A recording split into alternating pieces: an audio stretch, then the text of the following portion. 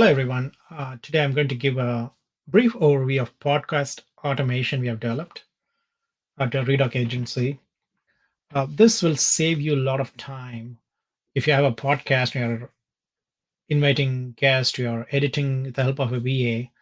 There's a lot of communication happens both with scheduling the appointment, recording, and then post-recording editing, plus conveying that back to the guest because you always want to thank them and send them a link to the final product. Those things that can take up a lot of your time. And even if you have a VA, there can be coordination issues and stuff. So here we developed a simple automation that will help you do all those things in a very less time consuming way. So, but first of all, why podcast, right?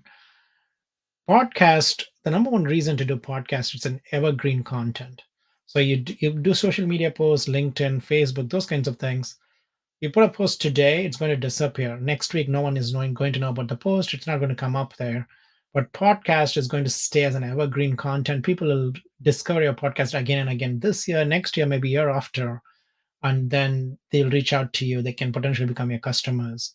They can potentially become your investors. Those kinds of things. So there's always a place for evergreen content like podcast and blog posts, those kinds of things. Second, when you have guests on the podcast, you're going to develop new collaborations. For example, I do real estate related podcast and I bring on other doctors who do real estate.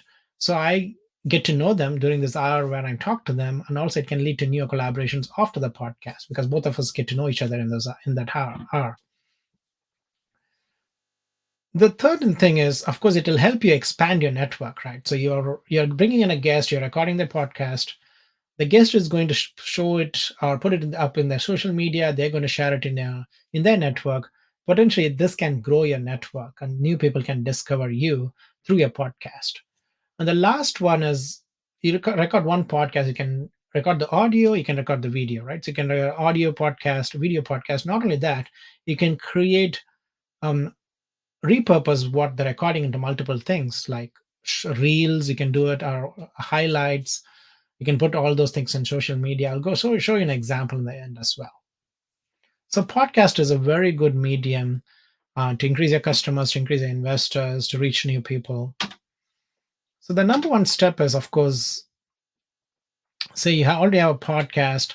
First thing you need to do is identify guests. Unless you're doing a solo podcast, you're the only one talking, and you need guests to come on the podcast, right? So you need to identify different guests. The first thing is identifying the first name, last name, and the email of the guest, and then put them through a booking automation. You don't want to be calling them, emailing them one by one. You cannot keep track of who you emailed, who you didn't email, who responded, who didn't respond. So you want to have an automation so that that's all taken care of, and you don't have to track them.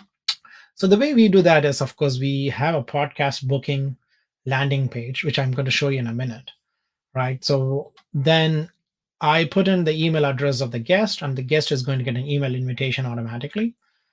And then seldom people respond to the first email invitation. Often they look at it, okay, I want to go on the podcast, but they may forget. So you want to send a reminder about a week later and a second reminder about a week later.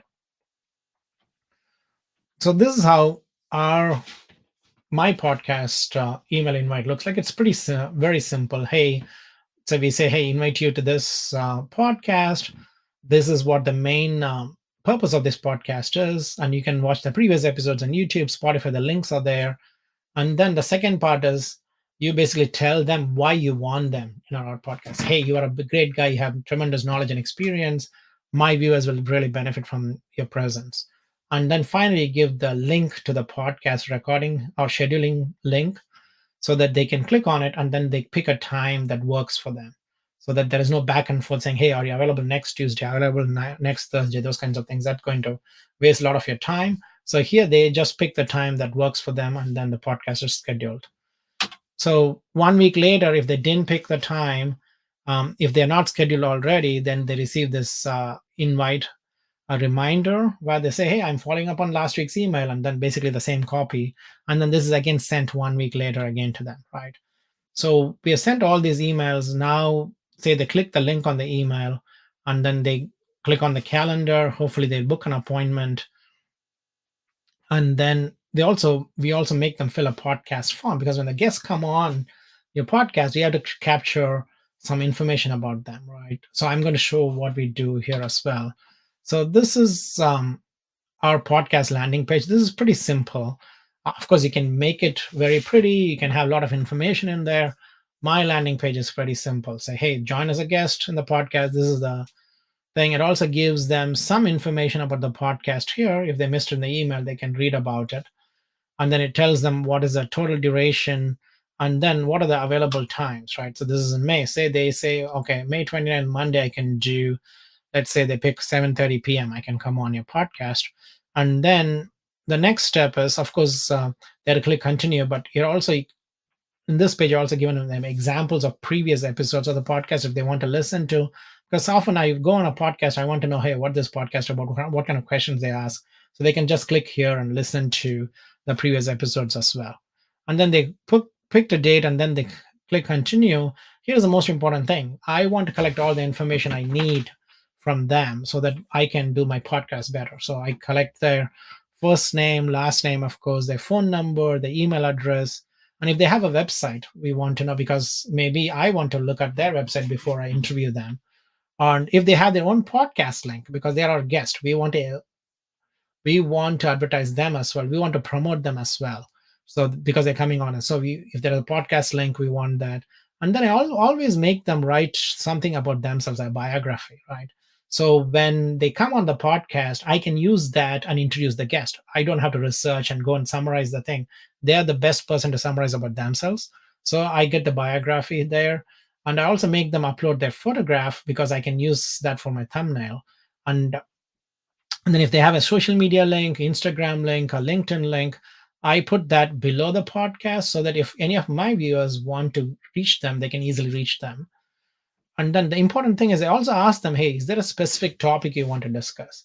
Or is there a specific product or a course or an investment opportunity you want to promote?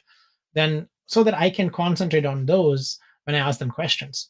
What I do is when they click on schedule meeting, this information is automatically captured into my CRM system. So about 5 minutes before the podcast is due, I go there and then pull this information up and I look at it, and then I'm ready for the podcast.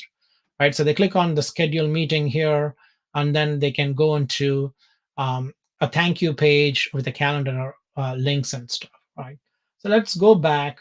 So now they use this landing page, and then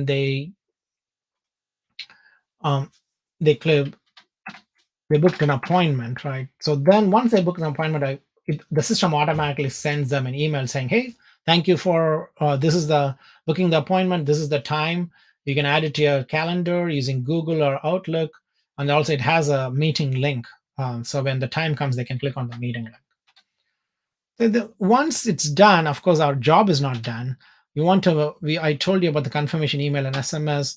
We also want to send them a reminder email at least a week before, and then a reminder email and SMS, a text message about 24 hours before and about 1 hour before, so that they are ready to record. So hopefully they'll turn up, and then you're recording. And after recording, you will automatically want to send a thank you email to them saying, hey, thanks for coming on the podcast. I also asked them in that email, I hope you enjoyed being on the podcast. Is there anyone else you will recommend come on our podcast? Please let me know. So that's where you can find new guests through the current guest. So they may recommend some good people, and then you can bring them on. Now the podcast is recorded, right? Most of us, you will use a VA to record this podcast. So in our system, once I record the podcast, the VA automatically gets an alert saying, hey, this so and so person is recorded. You need to edit this recording. And if the VA did, say for some reason are busy, hasn't done it for 7 days, the system automatically sends another reminder saying, hey, please edit this. It is ready for you. Once the VA edits the podcast, she updates the status as podcast is edited, and then the guest automatically receives um, an email with the podcast link, so they can go and look at it. So what is the backend looks like? So this saves me a lot of time. So this is our backend system. This is automated workflows, right? The first thing is a potential guest workflow I talked about.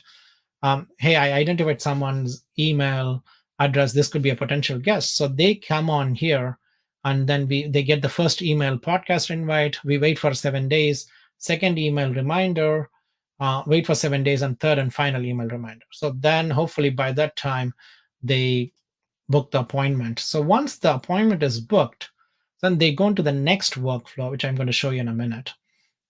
This is the actual podcast workflow. Here, the person has booked the appointment, and then we remove from the reminder workflow. Once they book the appointment, we don't want to send them reminders, right? So reminder workflow, and then they get an email confirmation. Then 24 hours before the appointment, they get a reminder. 1 hour before the appointment, they get a reminder, and then 5 minutes before, they also get another reminder. All right. And then say we recorded the podcast. So then they go into the third workflow once we record it, which is no show or podcast recorded workflow. So if I say the podcast is recorded, then they go down and saying, hey, they automatically get a thank you email. And then the VA gets an email saying, hey, this is ready to edit. And then wait for a week. And then if that's not edited, then VA gets another reminder email, which we talked about. So that's the third workflow.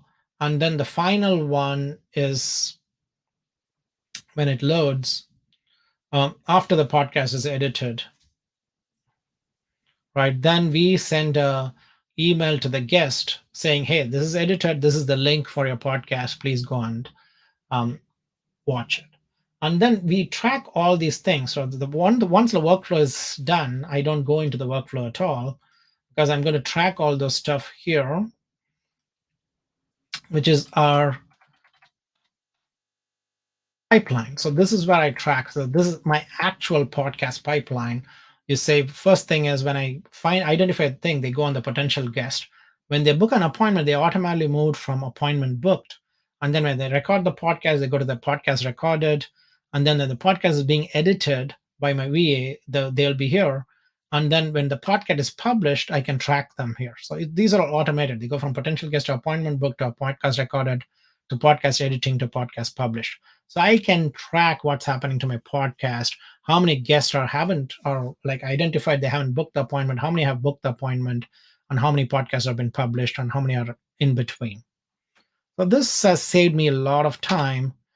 And if you're thinking about, so you can go to my YouTube channel. There are a couple of other videos I made where it shows how to edit the podcast. Right, there is a real time I edit a podcast in 45 minutes using a tool called Descript.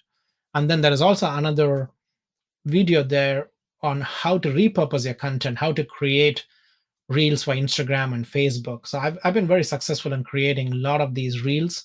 And a lot of this content is created by my guests. I'm just asking the question. They give a lot of value. So I can create a lot of good content based on that, which increases views and increases subscribers. So that's a brief overview of the podcast automation. If you guys are interested, if you're doing podcasts, you want this automation for yourself, which saves you a tremendous amount of time, you can come visit our website. It's redocagency.com, or of course contact me, and then I will set you guys up. Thank you so much.